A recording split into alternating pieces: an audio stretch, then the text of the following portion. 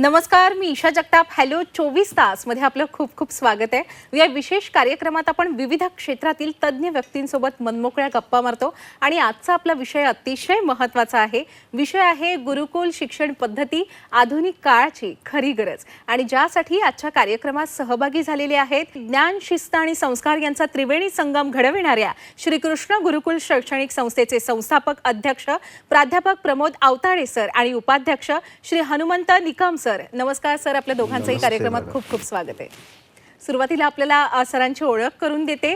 प्राध्यापक प्रमोद आवताडे सर हे मोहोळ तालुक्यातील विरवडे बुद्रुक सारख्या छोट्याशा गावातून आहेत. अत्यंत प्रतिकूल आणि गरीब परिस्थितीतून जिद्दीच्या जोरावर त्यांनी आपलं उच्च शिक्षण पूर्ण केलं. ते MSc BEd आहेत. कोल्हापूर येथील नामांकित शिक्षण संस्थेमध्ये कोचिंग क्लासचे प्राध्यापक म्हणून काम करताना त्यांच्या लक्षात आलं की केवळ पुस्तकी ज्ञान मुलांचं भविष्य नाही घडवू शकत. आधुनिक जगात शिक्षणाबरोबरच मुलं सुसंस्कृत घडावी या हेतूनं सन 2019 ते 20 मध्ये वाघोली तालुका मोहोळ इथे जिद्द, चिकाटी आणि मेहनतीच्या जोरावर आणि उपाध्यक्ष श्री हनुमंत निकम सर आणि त्यांचे मामा ॲडव्होकेट अर्जुनराव पाटील यांच्या सहकार्यानं प्राचीन गुरुकुल परंपरेवर आधारित पहिलं मुलांचं श्रीकृष्ण निवासी गुरुकुल त्यांनी स्थापन केलं. आणि त्यानंतर मुलींसाठी कामती बुद्रुक तालुका मोहोळ इथे श्री राधा गुरुकुल ही मुलींची निवासी संस्था देखील त्यांनी सुरू केली. तसंच या संस्थेच्या यशस्वी प्रवासात खंबीर आधारस्तंभ म्हणून त्यांना सहकार्य लाभलं ते म्हणजे श्री हनुमंत निकम सर यांचं. सोलापूर जिल्ह्यातील बक्षी हिप्परगे गावचे ते सुपुत्र. निकम सरांनी समर्थ एंटरप्राइजेसच्या माध्यमातून बांधकाम क्षेत्रात पूर्ण आणि सोलापूर जिल्ह्यात मोठं नाव कमावलंय.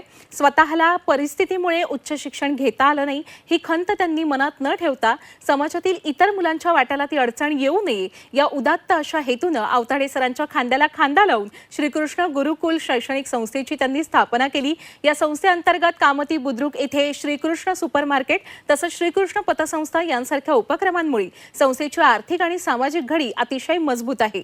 महाराष्ट्रातील कानाकोपऱ्यातून हजारो विद्यार्थी या गुरुकुलमध्ये शिक्षण घेत आहेत. संस्थेमार्फत महिला सन्मान सोहळा, विद्यार्थी दत्तक योजना, आपत्तीग्रस्त शेतकऱ्यांना मदत असे अनेक समाजोपयोगी उपक्रम या संस्थेमार्फत राबवले जातात. आता आपण अजिबात वेळ न दवडता या गुरुकुलबाबत दोन्ही मान्यवरांशी चर्चा करणार आहोत. सुरुवातीला प्रमोद सर आपल्याकडून जाणून घ्यायचंय की खरं तर विरवडे बुद्रुक सारख्या छोट्याशा गावातून आपण आहात. कोल्हापूरमधील एक नामवंत प्राध्यापक म्हणून आपली ओळख आहे आणि त्यानंतर आपण या गुरुकुलचे संस्थापक अशी आपली ओळख आहे. खरं तर हा जो प्रवास पाहिला तुमचा तो अतिशय मोठा आहे आणि प्रेरणादायी आहे. या प्रवासाविषयी सुरुवातीला आपल्या सर्व प्रेक्षकांना सांगा. नमस्कार मॅडम. सर्वप्रथम G24 तास या वृत्तवाहिनीचा मी मनपूर्वक आभारी आहे. कारण आम्ही जी ग्रामीण भागामध्ये गुरुकुल शिक्षण पद्धत सुरू केली ती शिक्षण पद्धत आज महाराष्ट्राच्या समोर आणण्यासाठी आपण मोलाचं योगदान आणि आम्हाला संधी दिली. तर मॅडम, ग्रामीण भागामध्ये जर एखाद्या शेतकरी वर्गातल्या आईवडिलांच्या पोटी जर आपला जन्म झाला तर त्या लहान मुलापुढे एकच पर्याय असते. त्याने जर एखादं स्वप्न बघितलं तर ते पूर्ण करण्यासाठी ते म्हणजे शिक्षण. आणि ते मी लहानपणीच ओळखलेलं होतं. म्हणून आता माझी जी परिस्थिती होती जी हालाकीची किंवा गरीब परिस्थिती ह्याच्यापासून आपल्याला यशस्वी व्हायचं आहे. आईवडिलांनी जे जन्म दिलेला आहे तो आपल्याला सार्थक करायचा आहे. कारण आपल्याला आईवडिलांनी आपल्याकडून काहीतरी स्वप्न बघितलेले असतात आणि आईवडिलांचं समाधानच ह्यात असतं की आपल्या लेकराचं कल्याण झालं पाहिजे. मग हा मला माझ्या आईनं शेतकऱ्यांच्या पोटी जन्म होऊन कष्ट करून वडिलांनी MIDC मध्ये काम करून शिक्षण शिकवलं आणि मी स्वतः MSc BEd चांगल्या म्हणजे शहरांमध्ये गेलो आणि MSc BEdचं शिक्षण घेतलं. माझं शिक्षण झालं. मला 60, 70, 80 हजाराची नोकरी मला ऑलरेडी होती. मी MPSC UPSC मधून मी अभ्यास करत होतो. मला माहित होतं की मी माझं जी स्वतःची जी रोजीरोटी आहे ती मी चांगल्या पद्धतीने घडवू शकेल. परंतु ह्या ग्रामीण भागातल्या विद्यार्थ्यांना मला जी शहरामध्ये शिकायला गेल्यानंतर ज्या समस्या आलेल्या आहेत म्हणजे काय, एखादा मुलगा शेतकऱ्याचा जेव्हा शहरामध्ये शिकायला येतो त्यावेळेस त्याला अनेक समस्यांना तोंड द्यावं लागतं. मग तिथं त्यांच्या जेवणाची होणारी हेळसांड असू द्या. त्याचबरोबर आज समाजामध्ये मुलं शिक्षणाला म्हणून शहरामध्ये जातात पण ती मुलंच आईवडिलांच्या हाती लागत नाही.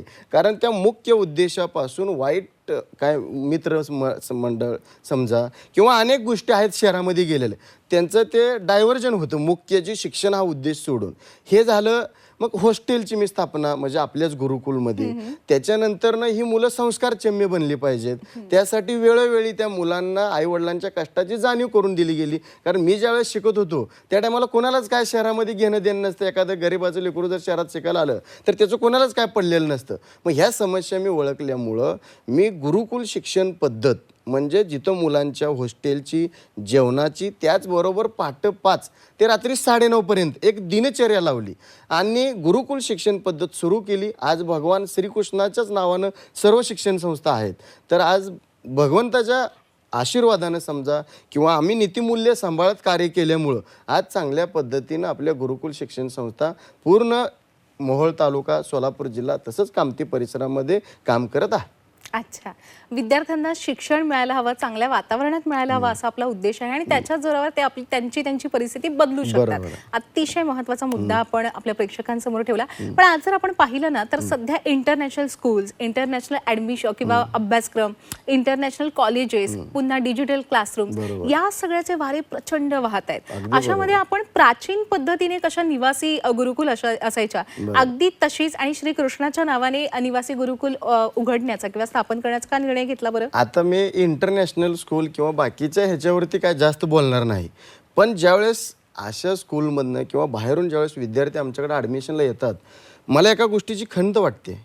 मुलांचा जो मूलभूत जो गुणवत्तेचा पाया आहे म्हणजे लेखन वाचन सुद्धा त्या मुलांना 8वी 9वी 10वीला विद्यार्थी गेलेत. परंतु 8वी 9वी 10वीला विद्यार्थी गेलेत, परंतु त्या विद्यार्थ्यांना लिहिता वाचता येत नाही. मग आपण सांगा, जर मुलांना जर मोठं स्वप्न पाहायचं आहे आणि इथे लेखन वाचनच विद्यार्थ्यांना येत नाही तर त्यांनी समजा ड्रायव्हरला जर गाडीच येत नसेल तर तो सोलापूरवरून कोल्हापूरपर्यंत गाडी कशी नेणार? मुख्य त्यांना लेखन वाचन आलं पाहिजे. मग ही समस्या आहे. आणि आईवडिलांना, पालकांना मोठेपणा वाटतं, मी मोठ्या स्कूलमध्ये टाकलं, मोठ्या फी भरल्या म्हणजे तुम्ही मोठं नाही. मुलाला गुणवत्तापूर्ण शिक्षण मिळतंय का? आज मुलगा स्वप्न जो बघतोय, आज आईवडिलांना वाटतंय माझा मुलगा इंजिनियर झाला पाहिजे, डॉक्टर झाला पाहिजे, त्यांना मी लॅपटॉप दिलं, कॉम्प्युटर दिलं, चांगल्या शहरामध्ये त्याला शिक्षणासाठी पाठवलं, मी एवढा खर्च करतो. ह्याच्यापुरतं पालकांनी मर्यादित न राहता प्रत्यक्ष मुलगा जिथं शिकतोय तिथं त्याच्या गुणवत्तेची काय परिस्थिती आहे, म्हणजे गुणवत्तेची परिस्थिती म्हणजे काय, फिजिक्स, केमिस्ट्री, मॅथ्स, बायोलॉजीचं जे काय महत्त्वाचे सब्जेक्ट आहेत, इंग्लिश सब्जेक्ट आहे, सोशल सायन्स आहे, त्याला मार्क किती टक्के पडतात आणि त्याचा संवाद त्या शिक्षकांची इंडिव्हिज्युअल आहे का, हा फार महत्त्वाचा आहे. कारण आईवडील इकडं खुश असतात की मी अशा मोठ्या शाळेमध्ये घातले, पण तिथं प्रत्यक्षात मुलगा काय करतोय हे फार महत्त्वाचं आहे. आणि आपल्या गुरुकुलमध्ये मी गुरुकुल शिक्षण पद्धत का निवडली तर तिथं मी काय केलेलं आहे, मुलांवरती पहाटे 5 ते रात्री 9:30 पर्यंत एक दिनचर्या आहे की त्या दिनचर्यामध्ये मुलांच्या आरोग्याचं संवर्धन व्हावं म्हणून योगासन, प्राणायाम, व्यायाम वगैरे 1 तास घेतला जातो. त्याच्यानंतरनं मुलांवरती संस्कार झाले पाहिजेत. मुलं ही आणि संस्कार होण्यासाठी आध्यात्मिकाची जोड लागते. आध्यात्मिकाची जोड म्हणजे एखादं क्रूर कृत्य जर मुलगा कराला तर त्याला हे मी करतोय ते पाप आहे का पुण्य आहे हे प्रार्थनेच्या माध्यमातून त्याला कळतोय. खरा तो एकची धर्म जगाला प्रेम अर्पावे. पण जगाला प्रेम अर्पावं काय? रोज विद्यार्थी प्रार्थना म्हणतात, भारत माझा देश आहे, सारे भारतीय माझे बांधव आहेत. आणि हितली परिस्थिती तुम्ही आज सगळी समाजामध्ये बघतच आहात. पण त्या गुरुकुलमध्ये आम्ही त्या गोष्टींचं महत्त्व पटवून देतो आणि जास्त काळ मुलगा तिथं निवासी असल्यामुळं त्यांना अभ्यास देणं, त्यांना अभ्यासाला बसवणं, त्यांचा अभ्यास करून घेणं आणि तो अभ्यास रोजच्या रोज तपासणं. मुलांना त्यामध्ये आम्ही स्पोर्ट ॲक्टिव्हिटी आहेत, म्हणजे 1 तास स्पोर्ट्ससाठी आहेत, दुपारी 1 तास, कारण पहाटे 5 वाजल्यापासून रात्री 9:30 पर्यंत विद्यार्थ्यांची कॅपॅसिटी नसते तर 1 तास आम्ही दुपार रेस्ट दिलं. जी मुलं 10वी 12वी नीट, IIT, JEE फाउंडेशन कोर्स करतात, NMMS मंथनच्या परीक्षा देतात. आणि सगळ्यात गोष्ट मला एक अभिमानाची गोष्ट सांगू इच्छितो की आता पाठीमागचं जो शैक्षणिक वर्ष गेलं त्याच्यामध्ये महाराष्ट्र शासनानं परीक्षा ज्या 12वीच्या झाल्या त्या अतिशय कडक घेतल्या CCTV कॅमेऱ्यामध्ये. आज तुम्ही गुणवत्तेची परिस्थिती, शाळांच्या रिझल्टची परिस्थिती बघा.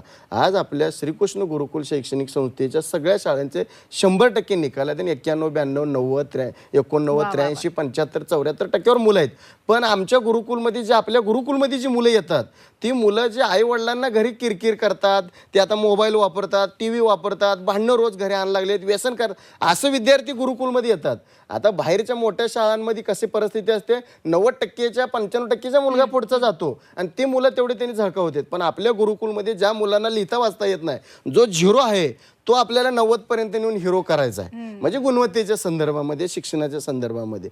आणि ही पूर्वीच्या काळी घडत होतं. कारण एवढा मोठा राजाचा मुलगा राम असताना, श्रीकृष्ण हा राजाचा मुलगा असताना त्यांना गुरु जिथं वास्तव्य करतात त्या गुरुकुलामध्ये, त्या जंगलामध्ये का जावं लागलं? आता आपण थोडंसं काम लावलं तर पालक लगेच डिस्टर्ब होतात. पूर्वी राजाची मुलं जाऊन जंगलामध्ये जाऊन भिक्षा मागून त्यांनी स्वतःचं गुरुचं आणि स्वतःचं त्यांनी आपलं जे पोट जे आहे डेली ती त्यांची जी भूक आहे ती भागवत होते. त्याच्या पाठीमागचं ते उद्देश काय होता की आई वडील जे होते राजा आणि राणी, ते राजा आणि राणी होते, त्यांचा सुद्धा उद्देश काय होता की माझा मुलगा उद्या माझा गादी सांभाळणार आहे. जर ह्यांना आज जर नाही भिक्षा मागेल तर भिक्षा मागणाऱ्या जी राज्यामध्ये जी लोक आहेत त्यांच्या व्यथा ह्यांना कशा समजणार? पोटासाठी ते काय करतात त्याची जाणीव व्हावी ह्या उद्देशानं त्या सगळ्या प्रक्रिया, म्हणजे एक स्वकर्तृत्वान मुलगा घडावा, विद्यार्थी घडावं, ही पूर्वीच्या काळी गुरुकुलांमध्ये होत होतं. म्हणून मी एक प्रयत्न करतोय की तशा पद्धतीचं मुलं आपल्या इथं वास्तव्यात राहिली तर काय घडू शकतील का? बरं गुरुजी, आपण हे एवढं भारी बोलताय, त्यामुळे आपल्या गुरुकुलमध्ये किती उत्तम शिकवलं जात असेल याचा अंदाज मला आपल्या या बोलण्यावरूनच येतोय. मला खरंच मोहन हे आवडत आहे की तुमचा दिनचर्या कशी असेल विद्यार्थ्यांसाठी जी तुम्ही आखलेली. आपल्या श्रीकृष्ण गुरुकुल संस्थेमध्ये दिनचर्या कशी असते, अगदी पहाटेपासून सांगा. विद्यार्थ्यांना पहाटे 5 वाजता उठवतो. कारण पहाटे 5ला मुलगा उठल्यानंतर ते पूर्ण स्ट्रेसफुल, म्हणजे एकदम विदाऊट टेन्शनचं मुलगा एकदम फ्रेश असतो. 5:30 वाजेपर्यंत मुलं फ्रेश वगैरे होतात. 5:30 ते 6:15 वाजेपर्यंत पहिले आम्ही मुलांचे स्टडी पिरियड घेतो आणि त्याच्या 6:15 वाजता 6:15 ते 7:15 पर्यंत व्यायाम घेतो. 7:15 ते साधारण 8:30 म्हणजे 8, 8:15 पर्यंत मुलं फ्रेश वगैरे होऊन सगळे आंघोळ करून प्रार्थनेला वगैरे येतात. 8:30, 9 पर्यंत प्रार्थना संपतात आणि 9च्या नंतरनं पहिले लेक्चर चालू होतात. म्हणजे 9 ते 10, 10 ते 11, 11 ते 12, काय लेक्चर 45 मिनिटांचे असतात. म्हणजे 12 पर्यंत लेक्चर होतात. ह्याच्यापूर्वी सकाळी मुलांना आम्ही आरोग्यासाठी जो काढा दिला जातो, म्हणजे त्यांचे आरोग्य, त्यांची डायजेस्टिव्ह सिस्टीम सकाळ सकाळी एकदम फ्रेश व्हावी, त्यांचं म्हणजे आरोग्य चांगलं राहावं. त्याच्यानंतर 10 वाजता आम्ही नाश्ता देतो आणि 12 वाजता लेक्चर 12:30च्या दरम्यान सुटले की त्या मुलांना सकाळचं जेवण असतं. जेवणसुद्धा विद्यार्थ्यांनी, ह्या गोरगरिबांची लेकरं आपल्या खाजगी शाळा असल्यामुळं आई वडील कष्ट करतात आणि आमच्याकडे पैसे भरतात. कारण माझं पोराचं काहीतरी कल्याण होईल ही भावना असते आणि त्यांनी तिथं राबतात. आणि आमच्याकडं, कारण माझ्याकडे पर्याय नाही, कारण खाजगी असल्यामुळं मला त्या मुलांना सगळ्या गोष्टी ही म्हणजे अगदी स्टेशनरी, कपडे पासून सर्व त्याला जे काय एक लागत नाही तिथं आई वडिलांनी सोडल्यापासून ती 2.5 महिन्यानंतर 2 महिन्यानंतर सुट्टीला लागेल त्या सगळ्या गोष्टीसाठी मी आमच्या संस्थेला डोनेशन घेतो. ते बी म्हणजे मोठ्या स्वरूपाचं नाही की बाहेरच्या जशा संस्था, मला काय इमारती बांधत जायचं नाही किंवा पैसे कमवून मला नाही मोठं व्हायचं. मला ही गोरगरिबांची आलेली लेकरं मोठी करायची आहेत आणि त्यांच्या आईवडिलांचं कल्याण झालं पाहिजे. म्हणून ते सकस आहार दिला पाहिजे. आम्ही जेवण देतो म्हणजे काय मुलांवरती उपकार करत नाही. त्यांचे आईवडील कष्ट करून आमच्याकडे पैसे भरतात. म्हणून त्यांना 2 चांगल्या भाज्या असू द्या, सॅलड, काकडी, गाजर, जेणेकरून लेकरानं अर्धीभर चपाती जास्त खाल्ली पाहिजे आणि ते त्याला अंगी लागून त्याचं आरोग्य चांगलं राहिलं पाहिजे. त्यानंतरनं मुलं पहाटे 5ला उठल्यामुळे साधारण 1 वाजेपर्यंत जेवण होतं. 1 ते 2, 2:15 पर्यंत मुलं रेस्ट करतात. सगळे प्रोफेसर लोक रेस्ट करतात. कारण पहाटे 5 वाजल्यापासून 30 मुलं एका प्राध्यापकाच्या जबाबदारीवर दिलेली असतात. त्यांना काय आजारी पडले, त्यांचे कपडे घाण आहेत किंवा त्यांनी स्वच्छ राहत नाहीत, त्यांना काय अनेक समस्या आहेत त्यांच्या लेकरांच्या. जसं आई वडील घरी काळजी घेतात त्या पद्धतीनं काळजी घ्यावं असं मी स्वतः ट्रेनिंग दिलेली असते. कारण आपलं जर इतरांच्या लेकराला जर आपलं मानलं तर तो आपला होणार आहे, ते मनातनं मानलं पाहिजे. त्यासाठी 30 विद्यार्थी घेऊन ते शिक्षक 1 तास ते शिक्षक पण रेस्ट करतात. मुलं बी परत 2:30 वाजल्यापासून 4:30 पर्यंत लेक्चर असतात. म्हणजे सकाळी ही शिकवण्याची सगळी प्रक्रिया झाली. 4:30 ते 6 पर्यंत आमचा स्पोर्टचा, म्हणजे जे मुलं खेळतात विविध. आता आमचे मुलं जे गुरुकुलचे विद्यार्थी आहेत ते तालुका लेवल, जिल्हास्तरीय लेवलला परीक्षेमध्ये 5 पॉईंट म्हणजे 1 नंबर 2 नंबरनं चांगल्या प्रावीण्यानं ते मुलं मॅचेस जिंकतात आणि त्याचं मोठं नाव पण तसं सोलापूर जिल्ह्यामध्ये तयार झालेलं आहे. 6च्या नंतरनं मुलांची प्रार्थना होते, वंदे मातरम होतं. थोडंसं मुलांना मोटिवेशनल रोज त्यांना, म्हणजे आपल्या पोटाला जसं रोज अन्न लागतंय तसं त्यांना सारखं मोटिवेशनल करावं लागतं, काळजी घ्यावं लागते. कारण कुठल्या मुलाच्या मनात कधी काय येईल आणि कुठल्या स्टाफच्या मनात कधी काय येईल सांगता येत नाही. म्हणून मी असू द्या किंवा निकम सर असू द्या, माझी पत्नी जी आहेत मोनिका मॅडम, ते सुद्धा म्हणजे गुरुकुलमध्ये वाहून दिलेलं आहे. त्यांनी सुद्धा निकम सरांच्या पत्नी स्वाती मॅडमची मुलींचं गुरुकुल आहे, ते त्यांच्याच नेतृत्वाखाली चालतं. अगदी स्वतःच्या मुलीप्रमाणे सगळ्या मुलींना निकम मामी म्हणून यांना आम्ही सगळेजण मामा, म्हणजे माझ्या मिसेसचं ह्यांनी मामा आहेत आणि त्यांची मिसेस मामी, त्यामुळे ह्यांना त्या पूर्ण कॅम्पस परिसरात एवढे 1,500-2,000 हजार मुलं मामा आणि मामी नावानं ओळखतात. कारण ते नातं बी जोपासलं पाहिजे, ते प्रेम पण जोपासलं पाहिजे. त्यामुळे त्या मुलांचं सगळं काम अतिशय चांगल्या पद्धतीने होतं. त्यानंतरनं 6 वाजता मुलांना एक फळं किंवा संध्याकाळी, मी हॉस्टेलमध्ये राहत होतो, मला संध्याकाळी 6च्या दरम्यान भूक लागायची, कारण दुपारी 12-12:30ला जेवण झालेलं.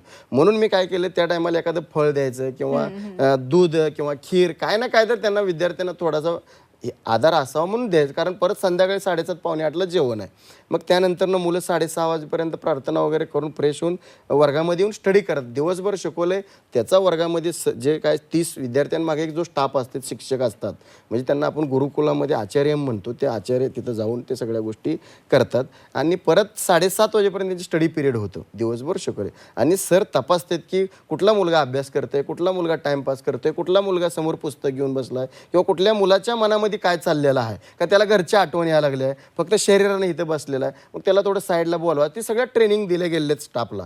आणि त्या पद्धतीनं मग जेवण वगैरे 7:30ला 7:15 वाजेपर्यंत मुलं जेवण करतात. संध्याकाळी बी मुलांनी जेवण चांगलं केलं पाहिजे, कारण जेवण चांगलं असेल तर मग सगळं ते आवडतंय. कारण आपलं सुद्धा कितीही मोठा माणूस असला, कितीही छोटा असला, गरीबाचं सुद्धा जेवणाकडे लक्ष असतं. मुलांना जेवण चांगलं देतो, मुलं पोट भरून जेवतात आणि आम्ही अंतःकरणातनं त्यांना पोट भरून जेवले पाहिजेत अशी आमची भावना आहे. त्यांनी पोट भरून शिकलं पाहिजे, त्यांनी अभ्यास केला पाहिजे आणि स्वतःच्या पायावर उभा राहायला पाहिजेत, अशी दिनचर्या तयार केलेली आहे. मग 8:15 ते 9:15पर्यंत प्रत्येक वर्गामध्ये सर जातात, चेकिंग वगैरे करतात. 9:15 वाजता मुलांना दूध दिलं जातं, एक पेला, ग्लास वगैरे काय किंवा मोठ्या स्वरूपात एक पेला झोपायच्या आधी थोडंसं दूध द्यायचं.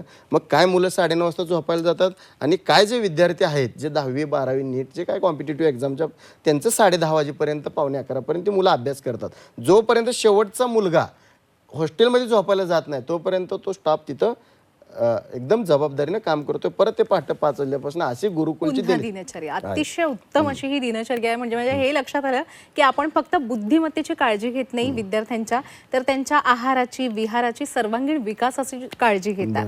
हनुमंत निकम सर, आपण मुळात बांधकाम क्षेत्रातले, बरोबर? मग सरांबरोबर आपण जेव्हा शिक्षण क्षेत्रात उतरलात, खरं तर त्यांनी आपलं खूप कौतुक केलं, आपल्या पत्नीचं सुद्धा कौतुक केलं.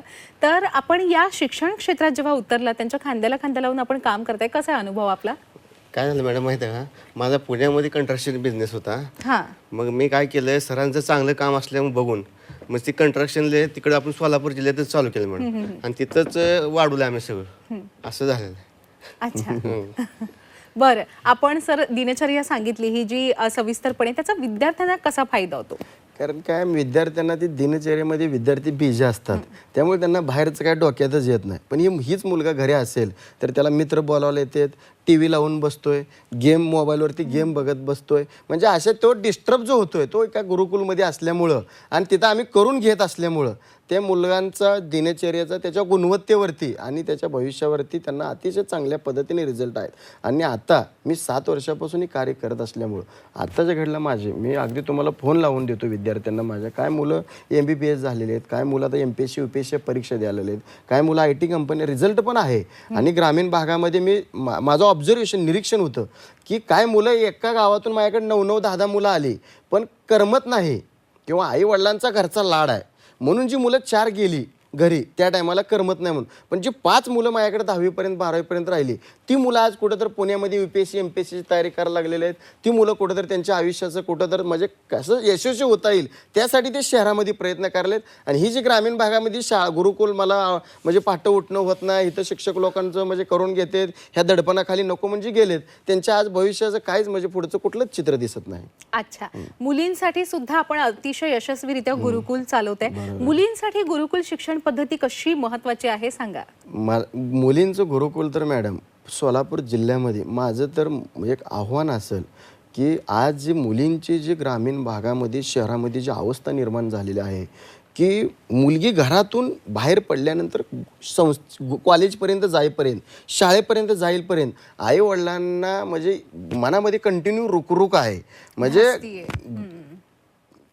आपलं ते घार कसं आकाशामध्ये उडतंय पण तिचं सगळं चित्त पिलांपाशी असतंय, तसं आईवडिलांचं लक्ष मुलगी येईपर्यंत ते चिंतित आहेत. पण परिस्थिती अशी निर्माण झालेली आहे, आताच्या 8वी पासूनच्या मुली ज्या आहेत, पहिलं कसं कॉलेजला मुलींना सर्व गोष्टी कळत होत्या, पण आता शाळेपासूनच मुलींना सगळ्या गोष्टी कळायला लागल्या असल्यामुळं सगळ्या अवस्था मुलींची समाजामध्ये बिकट झालेली आहे. त्यामुळं आपल्या गुरुकुलमध्ये फायदा असा आहे की एकदा आईवडिलांनी त्यांची जर लेक लाडाची आणून सोडली तर त्या गुरुकुलमध्ये मुलगा नाही, पुरुष नाही, मोबाईल नाही, टी व्ही नाही. मुलीला एकतर तिथं अभ्यास करून राहावं लागेल, नाहीतर मग दुसरा पर्याय त्यांच्या आईवडिलांपाशी सुरक्षित जावं लागेल. आणि सगळ्यात महत्त्वाचं, मुली अतिशय सुरक्षित राहतात. आता ह्या वर्षी पण गुरुकुलचा जो निकाल आहे जो 93-94-92% तो मुलींचाच नंबर आला. मुली सिन्सिअरली अभ्यास करतात. आणि मला पण एक मुलगी आहे, परवा जी पुण्यामध्ये जी 65 वर्षाच्या एका नराधामानं जे लहान मुलीवर जे अत्याचार केला, माझी मुलगी बी 3-4 वर्षाची आहे. ती व्हिडिओ मी टी व्हीला बातमी बघितल्यानंतर मी अस्वस्थ झालो. आणि अस्वस्थ झाल्याबरोबर मी माझ्या स्वतःच्या मिसेसला, आमच्या मामींना, म्हणजे निकम सरांना आम्ही चर्चा केली की आपल्या मुलींबरोबर आपण ग्रामीण भागातल्या समाजातल्या अनेक मुली सुरक्षित ठेवतो, ह्याचा मला सार्थ अभिमान आहे. आणि मुलींना तर गुरुकुलची फार गरज आहे. पण मला एक अनुभव काय ते, मुलींवर आणि मुलांवर जी अति प्यार लाड जे आहे आई वडिलांचा, ती कमी केला पाहिजे. आणि शिक्षणासाठी बाहेर मुलींना पाठवलं पाहिजे. ज्या संस्था विश्वस्त वाटतात अशा माझ्या संस्थेत पाठवायचं नाही, ज्या संस्था विश्वस्त वाटतात, कारण आपली लेक कुठं सुरक्षित राहते हे आईवडिलांना चांगलं कळत असते. अशा संस्थेमध्ये गुरुकुलांमध्ये मुलींनी शिकावं असं मी पालकांना म्हणजे विनंती करतो मॅडम. अगदीच खूपच समाजोपयोगी कार्य करते आपण, त्यासाठी खूप खूप शुभेच्छा आपल्याला आमच्याकडून. आता आलेलो आहोत आपण या चर्चेच्या समारोपाकडे. जाता जाता आपल्या सर्व प्रेक्षकांना अगदी थोडक्यात काय संदेश द्यायला आपण? शैक्षणिक संदर्भामध्ये सर्व पालकांना, संपूर्ण महाराष्ट्रातल्या, आमच्या सोलापूर जिल्ह्यातल्या मोहोळ तालुक्यातल्या पालकांना माझी नम्र विनंती आहे, मुलांचे अतिलाड बंद करा. मुलांकडे मोबाईल देऊ नका, नाहीतर जे काय समस्या येतील ते तुमच्याच नशिबी येणार आहेत.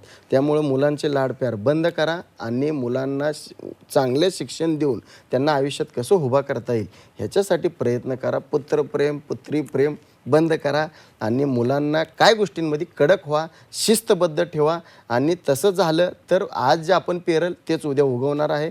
त्यामुळे आज आपण चांगलं मुलांना संस्कार दिले तर उद्या आपली लेकरं यशस्वी होणार आणि आईवडिलांचं त्यात समाधान आहे. अच्छा, आणि म्हणूनच मी सुरुवातीला जेव्हा ओळख करून दिली तेव्हा मी म्हणाले की श्रीकृष्ण शैक्षणिक संस्था म्हणजे काय, तर ज्ञान, शिस्त आणि संस्कार यांचा त्रिवेणी संगम. आपण आज या कार्यक्रमात उपस्थित राहिलात आणि आमच्यासोबत इतक्या मनमोकळ्या गप्पा मारल्यात, त्याबद्दल आपले खूप मनापासून आभार. धन्यवाद. Thank you madam. धन्यवाद. प्रेक्षक हो, हॅलो 24 तासमध्ये वेळ झालेली आहे आता इथेच थांबण्याची. पण ताज्या घडामोडींसाठी नेहमीच पाहत रहा झी 24 तास.